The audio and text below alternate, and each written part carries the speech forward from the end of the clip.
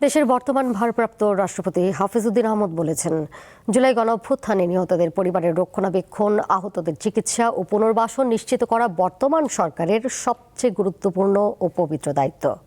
জুলাই গণঅভ্যুত্থান দিবস উপলক্ষে সকালে রাজধানীতে জুলাই শহীদ পরিবার ও জুলাই যোদ্ধাদের সংবর্ধনা ও আলোচনা সভায় তিনি এসব কথা বলেন। ২০২৪ সালের গণঅভ্যুত্থানে নিহতদের পরিবার ও জুলাই যোদ্ধাদের নিয়ে বুধবার সংবর্ধনা অনুষ্ঠানের আয়োজন করে মুক্তিযুদ্ধ বিষয়ক মন্ত্রণালয়। রাজধানীতে বাংলাদেশ চীন মৈত্রী সম্মেলন কেন্দ্রের ওই অনুষ্ঠানে প্রদর্শিত হয় একটি তথ্যচিত্র।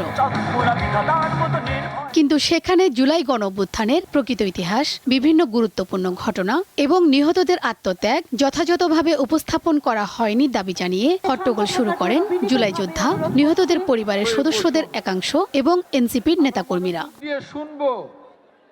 পরিস্থিতি উত্তপ্ত হয়ে উঠলে এ সময় ঢাকায় নিযুক্ত বিভিন্ন দেশের কূটনীতিক ও দূতাবাসের প্রতিনিধিদের অনুষ্ঠানস্থল ত্যাগ করতে দেখা যায়। শহীদদের জন্য আপনারা কি করছেন? এক পর্যায়ে মুক্তিযুদ্ধ বিষয়ক মন্ত্রী ও স্বরাষ্ট্রমন্ত্রী সবাইকে শান্ত হওয়ার আহ্বান জানান। আপনারা বলুন, আমরা শুনবো, কিন্তু শান্তশিষ্টভাবে বসুন দয়া করে। তথ্যচিত্রে অসম্পূর্ণ থাকা ও সেটি সংস্কারের আশ্বাস দিয়ে ঘটনার জন্য ক্ষমা চান মুক্তিযুদ্ধ বিষয়ক মন্ত্রী। আমি আবারও আপনাদের কাছে দুঃখ প্রকাশ করছি। পরিস্থিতি শান্ত হলে শুরু হয় মূল অনুষ্ঠান। বক্তব্য দেন সরকারের মন্ত্রী ও বিভিন্ন দলের নেতারা। গণভোটের গণরায় কার্যকর করে এই রক্তাক্ত জুলাইয়ের গণ আকাঙ্ক্ষাকে আপনি বাস্তবায়িত করে ইতিহাসে আপনি স্মরণীয় বরণীয় হয়ে থাকতে পারেন। আমার ভাই পড়ুয়ার বলে গেছেন, গণভোটের গণরায় বাস্তবায়ন করতে হবে। আসুন একসাথে বসি। সংবিধান সংশোধন কমিটিতে আপনাদের আহ্বান জানিয়েছে, আপনারা এখনো নাম দেন নাই। আমরা যদি বলি জুলাই কার, তাহলে জুলাই আমাদের কারোই থাকবে না।